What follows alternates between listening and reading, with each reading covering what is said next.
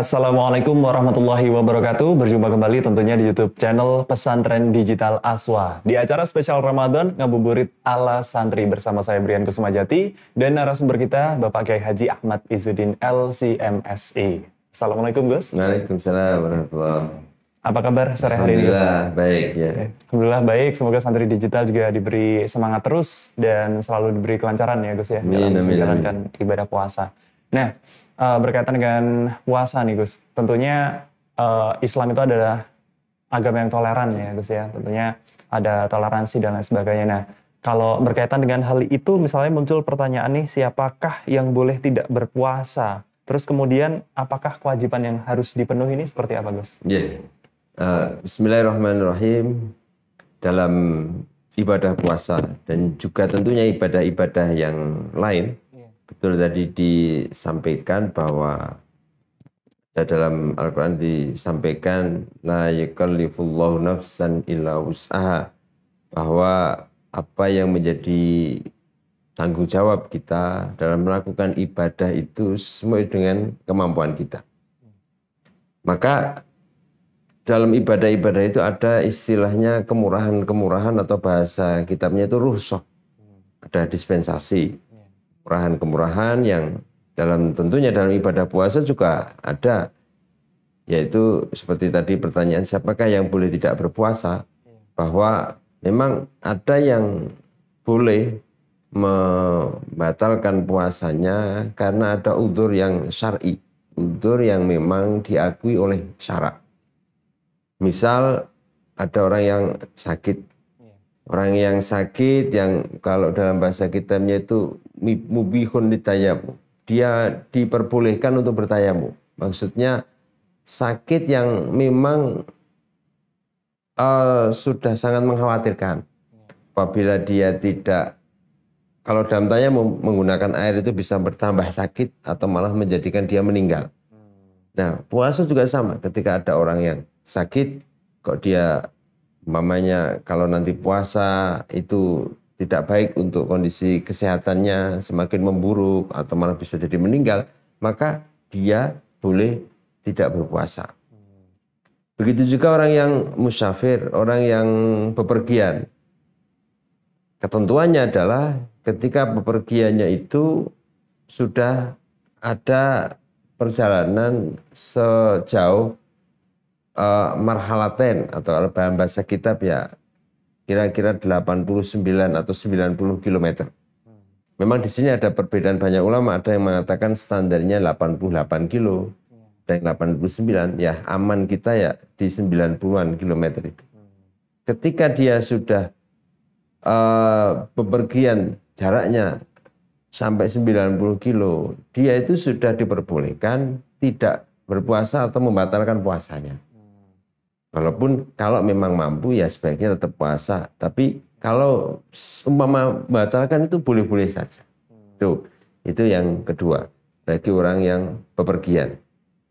Dan tentunya siapa yang boleh tidak berpuasa, yang ketiga ya karena ada udzur, perempuan yang haid. Jelas dia boleh, bahkan wajib. Dia harus tidak berpuasa ketika udzur. Yang keempat adalah karena darurat. Jadi misal ada orang yang karena saking hausnya umpamanya atau sangat laparnya, dia tidak mampu berpuasa melanjutkan sampai maghrib, ya dia boleh tidak berpuasa.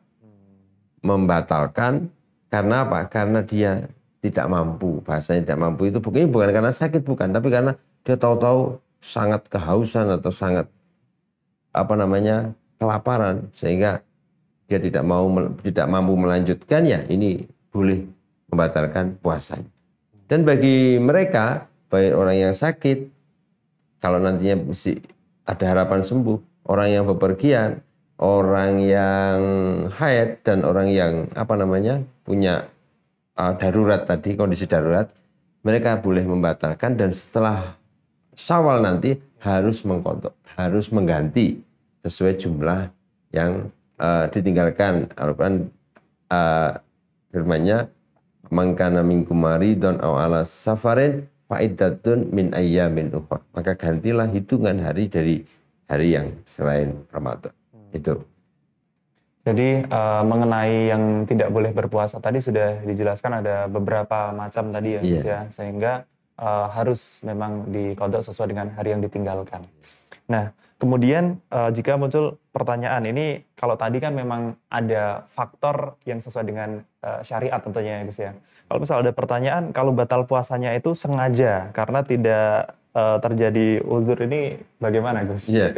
Kalau sengaja ya memang konsekuensi yang harus menjadi kewajibannya sama antara yang uzur dan yang tidak uzur. Sengaja itu sama-sama nanti setelah Syawal harus mengqadha. Jadi di sini yang sengaja itu kan ada kalanya memang dia sengaja makan. Jadi kalau makan sengaja itu memang batal puasanya dan harus mengqadha. Beda kalau lupa. Kalau lupa sih nggak apa-apa. Jadi kalau lupa itu Mas, bedanya lupa makan puasa dan lupa makan dalam bab sholat itu beda. Kalau dalam bab sholat makan sedikit saja lupa itu batal. Tapi kalau dalam bab puasa, orang puasa kok lupa makan umpamanya dua piring itu nggak batal. Itu. Selama masih ada lupa ya? Lupa ya. Karena apa? Alasannya kok bisa makan dikit kalau sholat kok batal, kalau puasa kok tidak batal. Karena kalau ada orang sholat kok lupa makan ini aneh gitu loh. Masa sholat kok lupa makan itu. Tapi kalau puasa itu kan sangat mungkin. Dia kelupaan tahu-tahu makan namanya. Nah ini kalau karena faktor lupa. Tapi kalau sengaja dia itu batal dan harus mengqadha. Dan sama dengan halnya yang sengaja itu, yaitu ketika ada orang yang kemarin pernah kita sampaikan, yaitu dia menyangka masih belum subuh. Dia sahur ternyata sudah subuh. Atau dia itu makan menyangka sudah maghrib ternyata belum maghrib. Itu juga sama. Ini orang ini juga nantinya harus mengqadha. Itu karena ketahuan ini sudah subuh atau ketahuan belum maghrib kok sudah makan belum maghrib. Nah, cuman itu ya semuanya nanti Allah yang akan menilai. Bagi orang yang tidak berpuasa sengaja membatalkan itu kecuali mengqadha ya dia mendapatkan dosa besar karena dia berani meninggalkan kewajiban berupa puasa. Maka ulama banyak mengatakan ya harus segera bertobat, membaca istighfar karena kok sengaja dia berani-beraninya tidak melakukan puasa. Itu. Ya, jadi sudah cukup jelas santri digital kurang lebih seperti itu. Kalau memang sengaja membatalkan karena ibaratnya tidak ingin puasa ya jelas dosa ya Gus ya, seperti itu. Apalagi kalau berbohong tidak puasa tapi bilang puasa itu sama aja ya. Ya, sama saja. Nah, kemudian berkaitan dengan mengqadha tadi ini Gus. Ada pertanyaan jika mengqadha puasa Ramadan itu apakah boleh apabila dibarengkan dengan puasa sunnah misalnya seperti puasa Arafah gitu. Iya. Jadi praktek mengqadha atau menambal puasa kita yang tidak bisa kita laksanakan secara sempurna atau qadha itu memang bisa kita carikan momen-momen bersamaan dengan puasa-puasa sunnah. Tapi maksudnya bukan kita itu melakukan sunnah terus ini wajibnya nempel, bukan. Tentu yang kita dulukan wajibnya. Sehingga kalau kita itu melakukan puasa Arafah mamanya, dan juga kita kepingin di hari itu kita gunakan momen untuk mengqadha puasa Ramadan, ya kita itu harus niat yang pertama adalah harus malam hari niatnya. Karena kalau puasa fardu itu niat harus malam hari, nggak bisa pagi hari. Kalau puasa meskipun mengqadha sama, mengqadha juga harus malam hari. Yang boleh niat pagi hari sampai siang itu kan puasa sunnah. Maka ketika kita akan puasa Arafah itu ya niat kita yang pertama harus niat puasa Arafah. Puasa qadha Ramadan gitu. Niat ingsun atau saya niat besok ini adalah puasa mengqadha Ramadan.